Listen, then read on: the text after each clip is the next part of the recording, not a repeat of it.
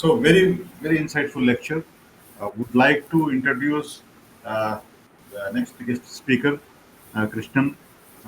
Thank you, Mr. Krishnan, joining for the session. We are little late, 15 minutes late. Sorry for holding you. Yeah, it's Uh, okay. because there was some interesting topic going on, and I could not stop. Okay, so it's a very interesting. So we have three more sessions to go for today. So now I would like to introduce Krishnan CN,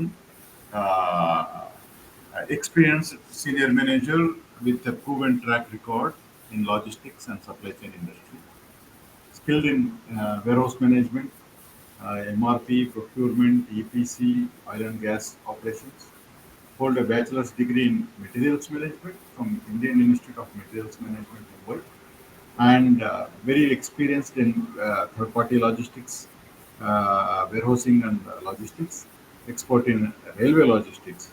Okay, so today we are fortunate to have Krishnan CN to deliver the lecture on railway logistics, processes and opportunities.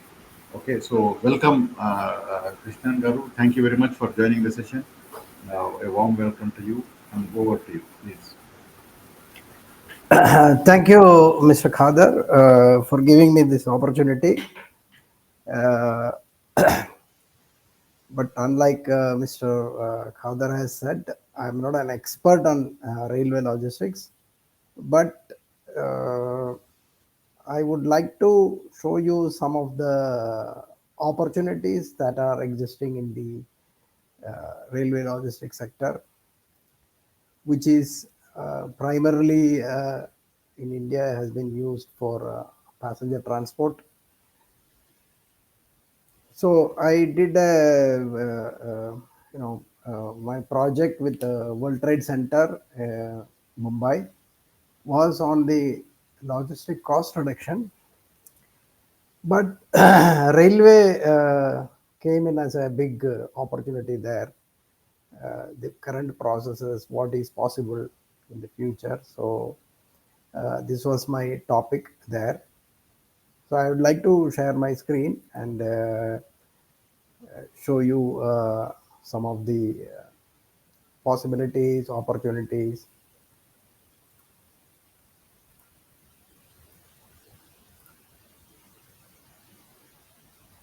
Yeah, Okay, yeah, we can see this. is it visible?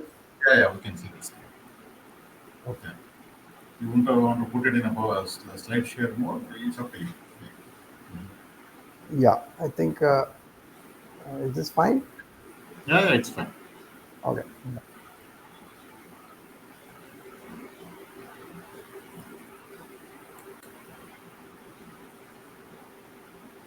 Okay. So if I go to these processes and new opportunities in rail logistics, uh, I first want to show what is the current coverage of railway in our country. You know how much of rail coverage we have got in India. We know that we have been taught, we have been told that railway is one of the contributions from Britishers. Britishers left English language and railways to us and took else, everything else. So uh, the railway is a big advantage. We know that it covers the each and every corner of our country. Even a very small town has a railway station attached to it. So we can see that where there are even road traffics are not there. They have built rail lines to reach each and every corner of India. So how much that has been utilized for our logistic purposes? So this is a big question because uh, if you see, we have always given priority to passenger traffic, but rail traffic holds a huge potential for goods and services. So Currently, our goods and services are restricted to bulk goods like coal, other grains like rice, wheat, oil. So these bulk items are coming into railway logistics. That too, basically used by public sector enterprises. So there is a Indian Oil, HPCL, or Coal India Limited. So they are using these services, railway services. They are connected with the railways, and it is working well. It is bulk. You can have you will see in the north part of India, like Bihar and other places, the goods train running with maybe 30, 40 bogies carrying coal. And a lot of our energy, the power is coming from thermal power. This is basically the railway is the lifeline of those logistics. So now, if we see what is our currently, what is the kind of what is the coverage of railways? Because we are using like about we have about near about 70,000 kilometers of railway lines running across the country, and in that we have about 38,000 is in single line and 25,000 only is double lined. So what does this mean? Because if there is a single line, the traffic gets slower because only one way one train can go, and if there is a double line, both ways it is possible, which means that more than 50% is still in single line. So for a logistic purposes, this is not looking very good, but there is a lot of doubling activities going on. This needs land acquisition. There are a lot of things connected to it, a new laying a new railway track, and electrifying it. But if you see the electrification is like about 98% of the railway lines are electrified, 98.83%. So this is a huge advantage because our fuel consumption is that much lower because we are using. But once again, it has the a very big any train with 30 35 bogies carrying coal may not use the electric engine, so they still use the diesel engines, double engines. So we have a good coverage. We have electrified the lines, but still we have not doubled it. So that is something which is needed to be done. So that is a huge opportunity in the waiting. So once it is doubled, like how the rail highways have picked up in the last 10 years, if you see how much highways has been built. So if railway also takes a similar initiative, then what will happen is that it will reduce our logistic cost to a great extent, and it will reach the reach for moving goods and transport across the country will be much easier and with a lesser cost. So this is something that the government should look into. The government, the railways should look into. The railway ministry has to look into it. India has, you know that Indian budget is a major event in a year, but equally important is the railway budget. So when you see it, railway itself is a huge employment opportunity generator, and if you see there are 1.2 million people are is a workforce. So it's a well machined workforce. You may see that what we get to see, we hardly see the people behind the railways, the costing of the railways. There are there are even imagine 1.2 million people working in there, like a well oiled machinery, and which runs all these trains across the country. So it's a very huge setup. So, but they have to still see the opportunities more, and now we see that new introduction of new trains. The traditional racks are changing. Vande Bharat is coming, and then the Vande Bharat sleeper is coming. So that's all on the passenger side. And one more thing I want to mention is that railways are have to run for the benefit of the public, because the railways are used not only by rich and powerful of the country, but even by the poorest of the poor. So it is for everybody.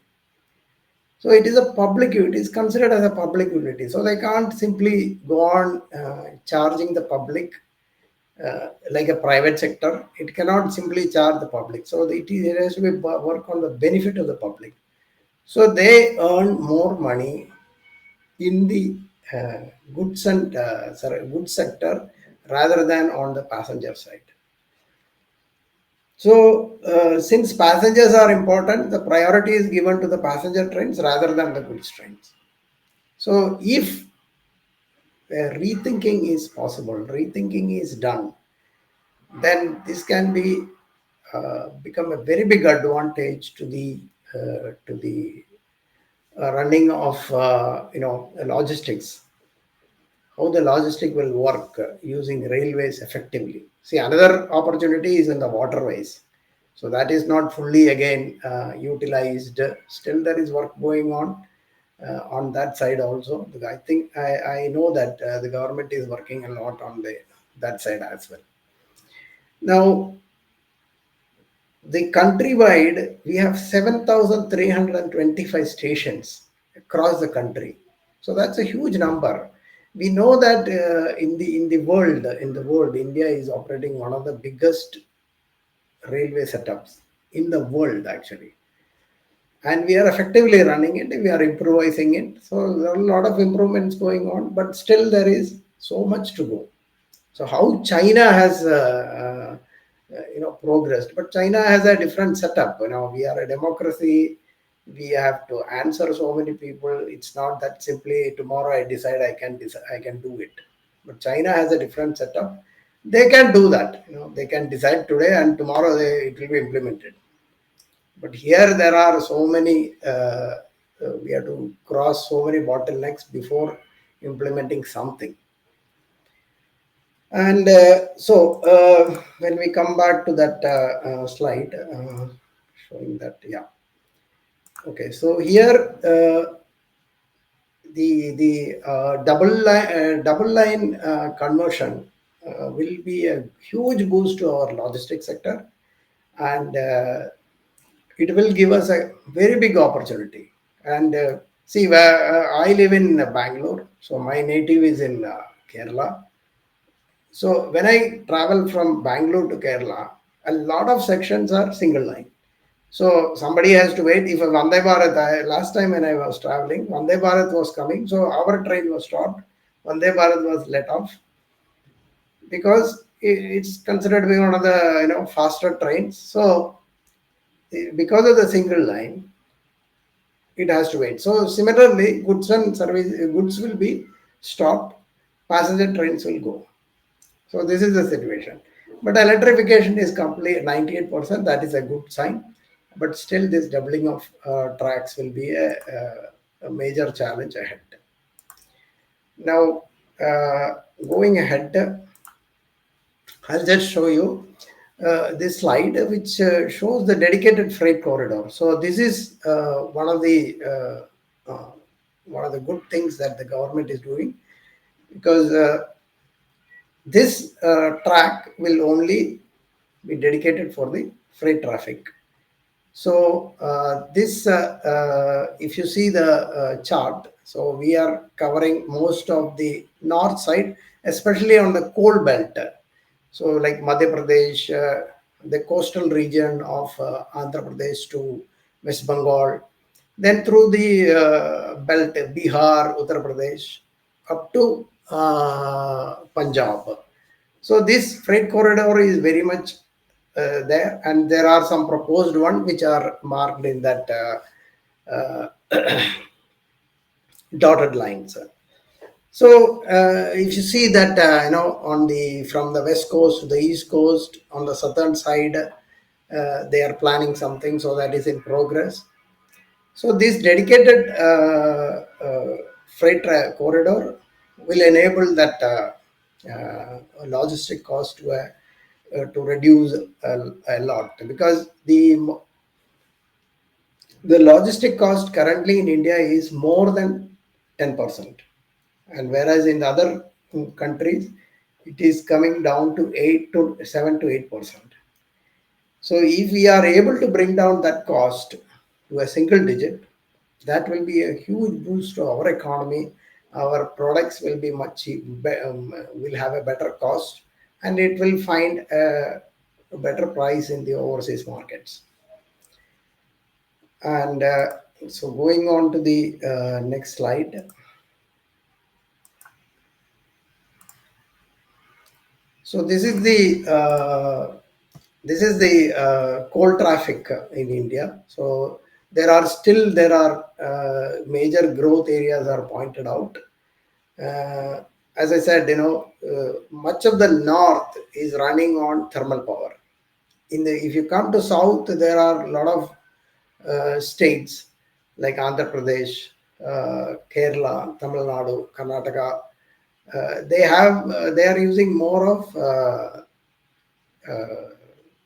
hydroelectricity as well as atomic power for the for using as power. But since we have a lot of coal resources, so then much of north is running on the thermal power. So it is important to use that opportunity and use railway, because road traffic, it will be impossible to transport so much of coal in by through road. It will be very difficult. It will not be cost effective also. Now, coming to the next one. So this is something which is very new. You might have heard this in the news some months ago. So the connection to Kashmir after the 370 abolition and all that. So this is made possible, and this is a huge advantage to us, because some of the non-connected part of the country are connected by rail traffic, and this will be a huge boost to the economy of that region. Similarly, there are things in northeastern states as well, but this is one huge boost, and similar projects will help that rail traffic. So goods will again carry things to and fro to these areas, and which will give the economy a big boost.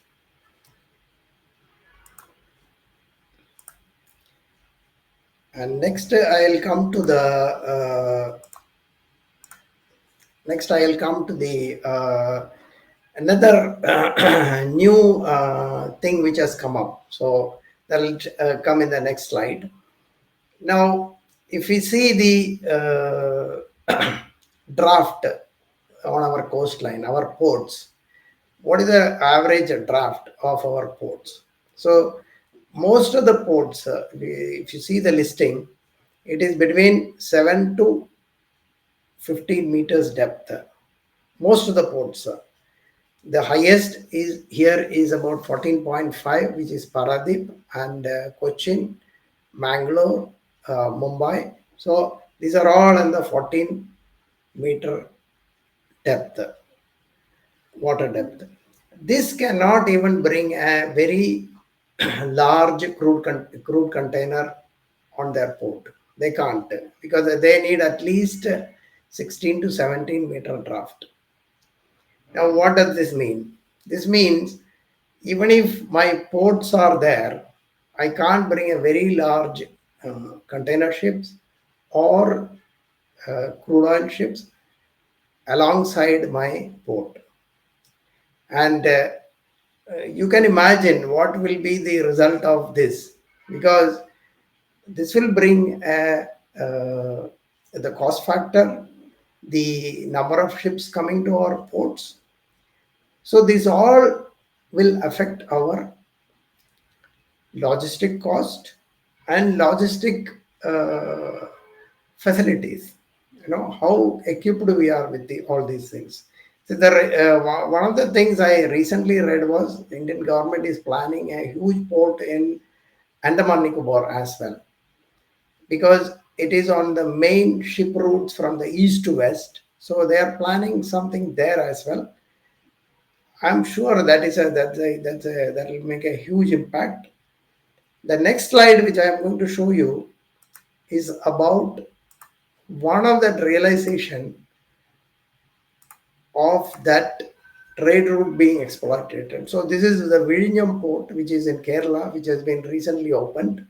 I think it is now nearly 3-4 months before it was inaugurated, built by Adani.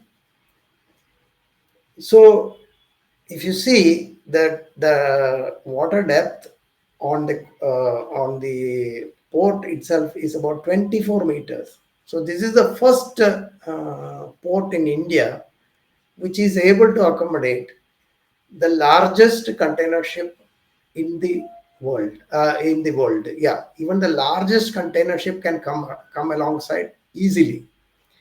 Now, these kind of facilities is going to really matter to us. See, earlier we had a tough competition from Colombo. Colombo was the our competition. So then the government improved the uh, implemented this Vizhinjam port very fast. So I think still it is only for container traffic. Even the crew change is not possible in Vizhinjam port. That's what I learned. So they are trying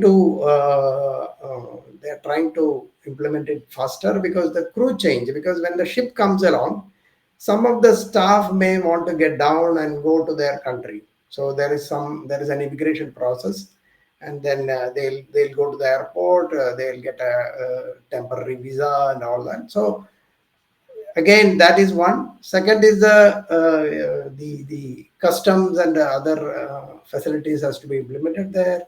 The railway has to be connected. Road has to be connected. So just for container traffic, it was opened, and it is already making a lot of news, not only in India but all around the world, because lot of ships are coming to Vizhinjam port because of the high draft it has, which is about 24 meters. Now, going forward, now this is the project which I did some 2-3 years ago. Yeah, 3 years ago, on the satellite goods terminal in Bangalore. So you can see the pictures, and I met the manager of that terminal, Mr. Nikhil Srivastava. So I had a very interesting conversation, very interesting, exchange with him, and so I was very interested to know that what actually this goods terminal is doing. How much goods traffic is happening. But actually, I was a little disappointed, and there were so many questions from me to him. I was asking him how this terminal is working, for what this is working. So what I did was, initially I went around the terminal little bit to see what is actually happening. So basically what I could see was only cement was stored there, nothing else. I didn't see anything else. Many of the shutters were down, so I couldn't see in. Some of the cement storage areas I could see, and I could see that uh, how they were handled, how they were handled there in those warehouses. So if you see the next slide, This is how it was. And I was pleasantly surprised with how our racks are made, railway racks are made. If you see, there is a gradient plate which is coming down from the rack directly to the platform, where you can easily load with a MHE. But since there was no MHE present in that yard, I could see only people moving, person carrying the load on their head. So when I went to meet Mrs. Srivastava, I was asking, how this is working, how what are their plans to improve this logistics and reduce the logistic cost. So he was saying that there are so many plans. There has been so many proposals done. For example, he wanted a cement, silos made in that terminal, but couldn't happen. So that the packing can be done in the terminal itself before transportation. And I saw there is the cements were packed in gunny bags, which was again a lot of loss was happening. And the people who are carrying the load were using the hooks to lift the sacks to put on their head. And you can see the people who are working there. That is on another aspect. If I see the person who is carrying the cement, he has taken a bath in cement. And what will happen to his lungs? I was thinking myself, how we are allowing such kind of things to happen, the person's health. But unfortunately, tomorrow you are going to go and tell these people that, we are going to bring a forklift to lift this and put it inside. And they will say, no, no, no, you're making me my job to lose my job. I am living off this job. So I say, if I try to tell him also that it's not good for your lungs, it could cause long time problems, he will not understand. He will only say that I am trying to take away his job. So this was the condition. So then in fact, Mrs. Srivastava told me they have a conveyor, which is actually they have kept it somewhere. I couldn't see it. He said, no, no, no, Krishnan, it's not like that. We have a conveyor, and this conveyor is can be used to load these sacks and put it inside. But inside the rackings, if you go inside the railway, bogie, it's all stacked on the floor. There is nothing you can put, use the height of that, Only thing is you can put sacks one on top of another and it can reach the roof. That's all. But again, manual labor is very much there. So it's that primitive. The basic facilities are that primitive. And they have some kind of arrangement with, Ruchi Soya for moving this oil through rail. So that also they tried, but did not materialize. Then there was a proposal to use rail in the space of e-commerce. So big, e-commerce players like Amazon or this big basket and other guys were trying to get it, but the railway's disadvantage is it will book. If I want to do it, transport something, I have to book a train, not one bogie. I have to book the entire train. Then only they will carry this across. If I want to send something from Bangalore to Mumbai, they will say, okay, book the entire train. And another big problem is I have to pay in advance. So the private companies will say, okay, I'll give you, can I get credit? No, it's not possible with the railways. It will not work. They'll say, pay in advance, then I'll carry your goods. Even if you think, I have to transport my bike from Bangalore to, for example, Coimbatore. So what will I have to do? I have to pack my bike, take to the nearest railway station, book it, and then it will be taken over from that point till Coimbatore. So I have the trouble of carrying it to that station. I have the trouble of packing it myself. So this all railway will not do. Suppose if railway is facilitating these things, then what will happen? Then it will be our life becomes much more easier. And if railways can deliver in time these goods, actually, this is the potential of uh, earnings for railways is very, very huge. The convenience for the common man is much, much higher.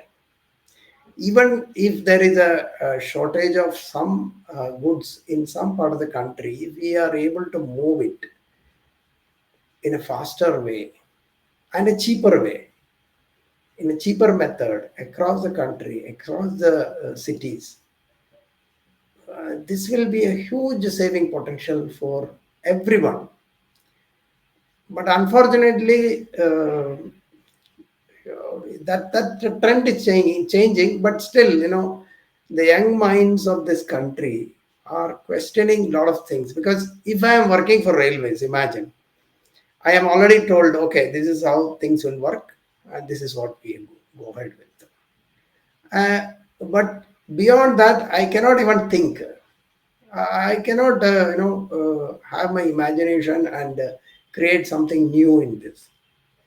But that will change in the new generation. It definitely will change.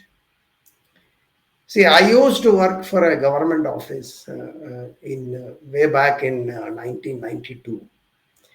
So I worked in private offices, and so when I went to a government office and I looked the kind of filing system they used to do. So it's a paper file with a kind of needle, and there is a rope. So you have to make a hole in the paper, put this rope through it, and tie it to the file. And coming from a private organization, I was totally shocked. I said, "This is not how you file a paper." Then they said, "No, India government does this way." That was a simple answer given to me. And see, those kind of things, see, a new gen person going into a railway office. Nowadays, it has changed a lot. But still, the kind of, the system it works. It doesn't need, improvisation. They work, they keep on working in that same fashion. It needs changing. So when it changes only, we can see how the savings, the new potentials can be utilized. And that, see, when we are doing it, we are thinking very locally. Now that our awareness are bigger, our awareness, the internet has changed the world, the way we see the world. It has changed completely.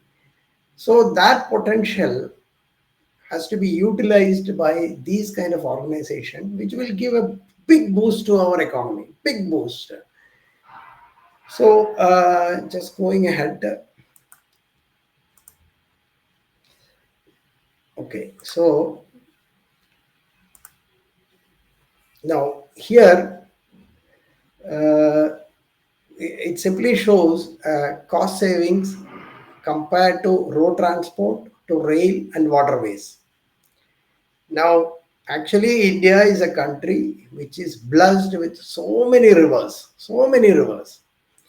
and these the again there is a initiative from the government to connect the waterways.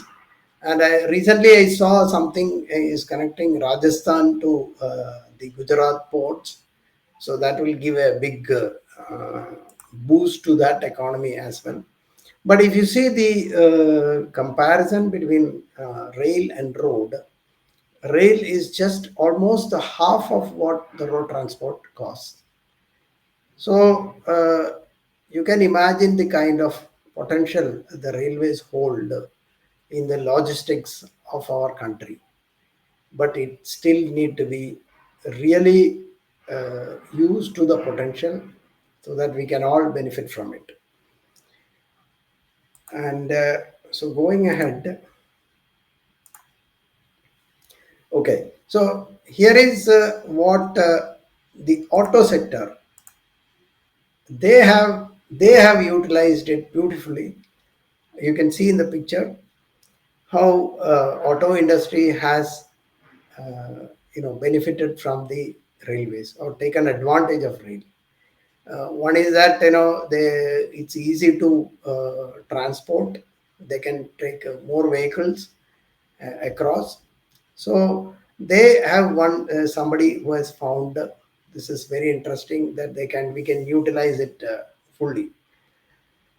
So unfortunately, I have to reach somewhere else. So I have to cut this short.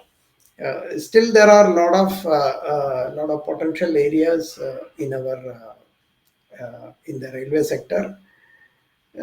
Again, it's very exhaustive. There are so many other points we can discuss here.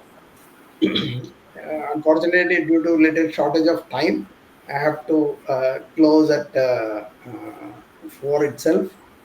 Mr. Kader, if there are Yeah. any questions, You can just very quick. It actually it's very interesting. So many things we really unaware.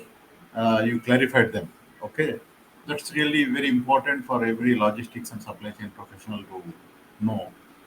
Okay, and if you take like a couple of minutes to complete whatever you have it in the slides, yeah. then we can put these slides into in the portal. So anybody, Okay. Yeah, yeah. Okay. I just only couple of points because anyway I have come to the end of my slides.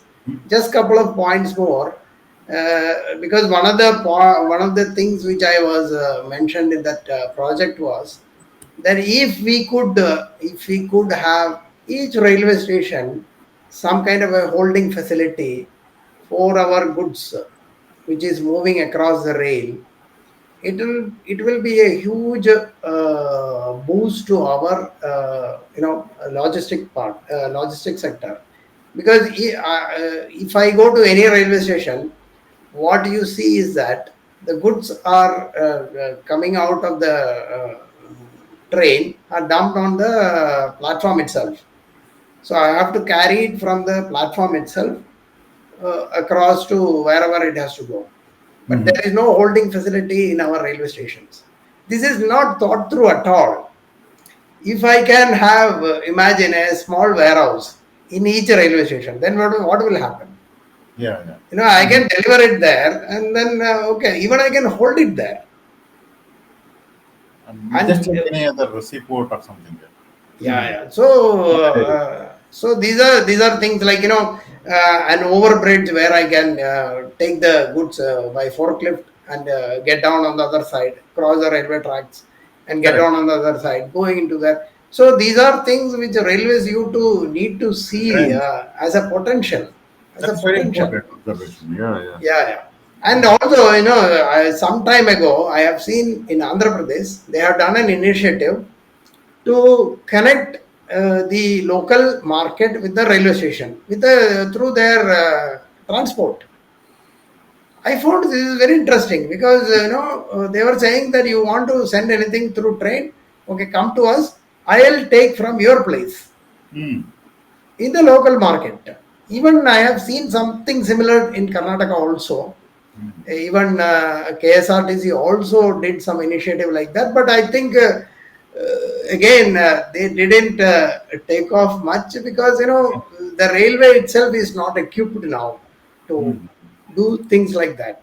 So they need to equip themselves and they have to come very strongly in the freight movements.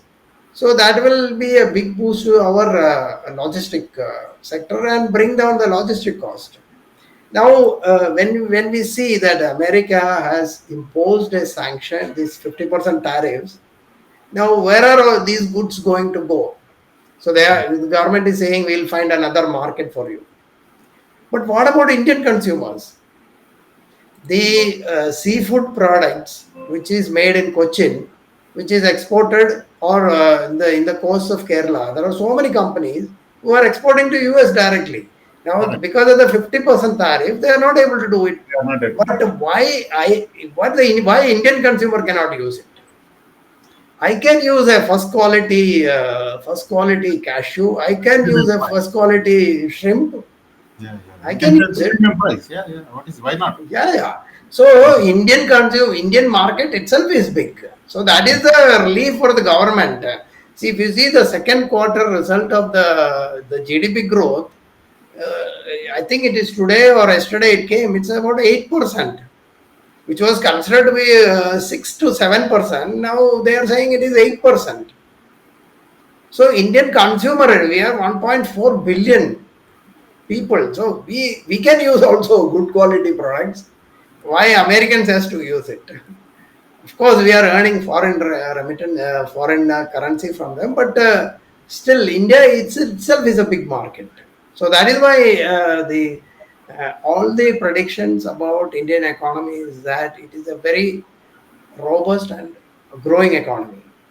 So this kind of initiative is what we need for us to grow further. Make employment opportunities. Employment opportunities again are a huge thing. Railway can instead of 1.2 million people, they can bring it to 2 million. Their workforce will increase. So many employment opportunities will be created. So these are the opportunities, and these are the processes. Again, the if you go into the railway process, it's really it has got another 2 hours lecture we can make. Just the process itself, and that how that process can be improved is another topic Mhm. discussion itself. So anyway, I will close it up with that. Yeah. Thank you so much, Thank you, sir. Mr. A very Gadar. informative lecture. As you actually, the program got delayed by 20 minutes, so you had a That's short okay. time, Yeah. unfortunately. So, but it's really a very interesting session. Okay. So I Okay. thank you Thank you. on behalf Thank of you. the participants and everybody. So thank you, sir. Thank you. And if any questions to be asked to Mr. Krishnan, please post it to us. We'll make sure that those questions get answered. And then if you would like to reach Krishnan for any help in warehousing, logistics, and everything, so he run a very nice consulting company. Okay, so he's available to help you all. So thank you, sir. Thank you very much, Thank and you. have a Thank great you. time. Thank you.